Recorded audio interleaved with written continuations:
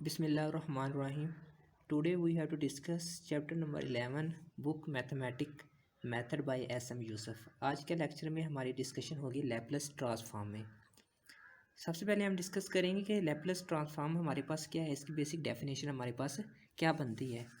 तो let F be a real valued piecewise continuous function defined on zero to infinity, यानी कि zero से हमारे पास function close हो रहा है और हमारे पास इन्फिनिटी फंक्शन क्या है जी, ओपन है, यानी कि इन्फिनिट हमारे पास ज़ीरो से लेकर पॉजिटिव इन्फिनिट तक इसकी हमारे पास क्या है जी, रेंजेस दी गई हैं किसी भी रियल वैल्यूड फंक्शन की, यानी कि इंटीग्रेशन जो हमारे पास दी जाएगी वो हमारे पास डेफिनेट इंटेग्रल होगा।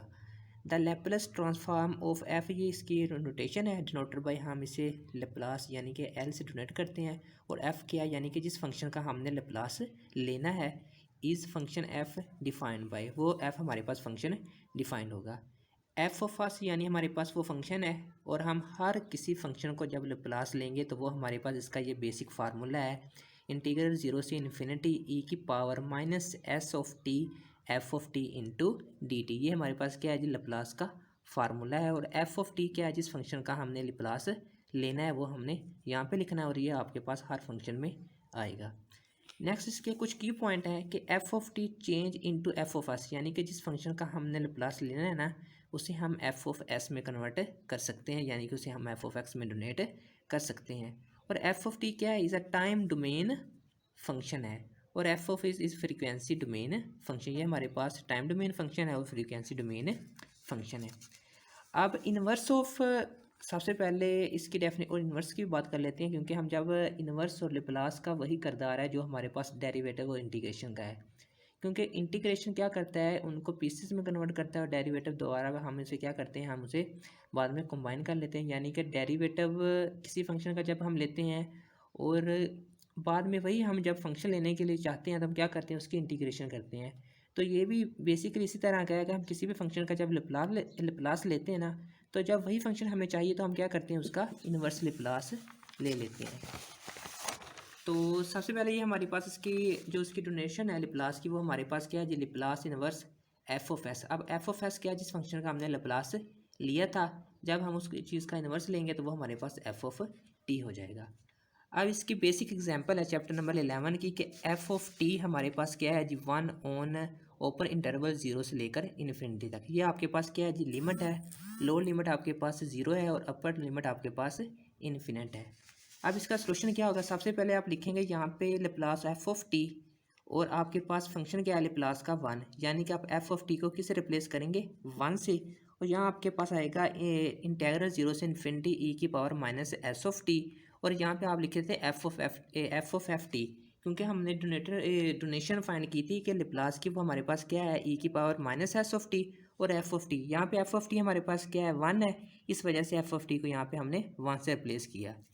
अब इस फंक्शन की आप इंटीग्रेशन लेंगे, और एस ऑफ ई की power minus S of T की इंटीग्रेशन वही होती है, और माइनस एस ऑफ यानी कि टी के साथ वाले फंक्शन से हमने डिवाइड करना होता है, और लिमिट इसकी इन्फिनिटी तो ज़ीरो आ गई। अब इसकी लिमिट अप्लाई की, ऐसा हमारे पास क्या है जी, कांस्टेंट है, इसे बाहर निकाल लिया, ऊपर वाले फंक्शन में हमने अपर लिमिट पुट की, उसके बाद लोअर लिमिट पुट की, तो जब इन्फिनिट माइनस एस से मल्टीप्लाई होगी तो आंसर आपके पास माइनस इन्फिनिट होगा, और जब जीरो माइनस एस से मल्टीप्लाई होगा तो आपका आंसर ई की पावर ज़ीरो होगा। अब याद रखना है, ई की पावर माइनस इन्फिनिटी का आंसर आपके पास हमेशा ज़ीरो होता है, और ई की पावर ज़ीरो का आंसर आपके पास वन होता है, और ई की पावर पॉजिटिव इन्फिनिटी जब आपके पास ऊपर आ जाए तो उसका आंसर आपके पास इन्फिनिट होता है। तो वन और इन्फिनिटी ज़ीरो आ गया, माइनस वन और ये माइनस आपके पास प्लस हो गया, तो आपका आंसर क्या आ गया, वन ओवर एस, यानी कि plus of one, one of S. इसके बाद एग्जांपल नंबर 2 हमारे पास क्या है जी, अब हमारे पास एफ ऑफ टी क्या है, हमारे पास टी की पावर एन, और एन बीइंग अ पॉजिटिव अनटीजर है हमारे पास। तो सोल्यूशन आपके पास क्या होगा, वही हमारे पास इसकी डोनेशन है एफ ऑफ टी, और यहाँ पे एफ ऑफ टी। अब यहाँ पे हमारे पास फंक्शन एफ ऑफ टी क्या है, टी की पावर एन है। अब टी की पावर एन का हमने लैपलास लेना है, तो यहाँ पे टी को एफ ऑफ टी को रिप्लेस किया टी की पावर एन से। तो यहाँ से आप सब्स्टिट्यूशन करेंगे, एस ऑफ टी को यहाँ से आप पुट करेंगे एक्स, और यहाँ से टी की वैल्यू क्या आती है, एक्स ओवर एस, तो हमने उसका डेरिवेटिव ले लिया, विद डिफरेंशिएट किया विद रिस्पेक्ट टू एक्स, तो डी टी ओवर आपके पास डी एक्स आ गया। एस आपके पास कांस्टेंट था तो ये नीचे आता है, या आप उठा के इधर लिया मल्टीप्लाई करवा दें। तो इनकी वैल्यू आप इस फंक्शन में पुट करें, एस ऑफ टी को रिप्लेस करें एक्स से, और टी की वैल्यू पुट करें आपके पास एक्स ओवर एस, क्योंकि यहाँ से टी की वैल्यू निकालें तो S over x over S आती है। तो पावर एन है, तो दोनों की पावर एन है, तो हमने क्या किया, दोनों की पावर को अलग-अलग लिख लिया। अब क्या, ये हमारे पास एस और ये हमारे पास क्या है जी एस, बेसिस सेम है, तो एक्सपोनेंट को जमा किया तो एन प्लस वन हमारे पास आ गया। अब नीचे वाली वैल्यू हमारे पास क्या है जी, कांस्टेंट है नंबर, तो हम इसे उठा के बाहर लिख लिया है, इंटीग्रेशन के बाहर। अब इंटीग्रेशन इस फंक्शन की लेनी है। अब e की पावर माइनस एक्स और x की पावर n, एक हमारे पास कैलकुलस में फार्मूला है कि अगर आपके पास इंटीग्रल 0 से इन्फिनिटी हो और e की पावर माइनस एक्स हो, तो x की पावर में माइनस n की पावर में से माइनस अगर 1 हो रहा हो तो हमारे पास वो गामा फंक्शन आता है, गामा n। तो हमारे पास एक्चुअली क्या बनता है, प्लस, यहाँ पे अकेला n था, हम क्या करेंगे, प्लस 1 करेंगे, 1 सब्ट्रैक्ट करेंगे, क्योंकि अगर n में माइनस 1 हो तो गामा आता है। तो यहाँ हमारे पास क्या है जी n प्लस 1, तो हमारे पास गामा क्या होगा, n प्लस 1, और n प्लस 1 गामा किसके बराबर होता है, n फैक्टोरियल के। तो यहाँ से आप इसकी वैल्यू पुट करेंगे n फैक्टोरियल, और यहाँ से आपके पास दो रिजल्ट आते हैं कि यहाँ पे जो आपके पास n प्लस 1 गामा है ना, तो ये आपके पास यूज़ होता है फ्रैक्शन वैल्यू के लिए, यानी कि n की आप कोई भी फ्रैक्शन वैल्यू ले लें, यहाँ पे 1/2 3/2 कोई भी वैल्यू, तो उसका आंसर आपको देगा। लेकिन जो नीचे वाला फंक्शन है इसमें आप n की वैल्यू पुट करेंगे होल। तो ये दो फार्मूले आपके पास क्वेश्चन में यूज़ होंगे। तो ये बेसिकली वेरी इजी मेथड है आपके लैप्लास ऑफ t की पावर n को फाइंड आउट करने के लिए। बाकी अगर आप बुक से देखेंगे वो थोड़ा सा आपके पास डिफरेंट मेथड है, वो थोड़ा सा डिफ़िकल्ट भी है।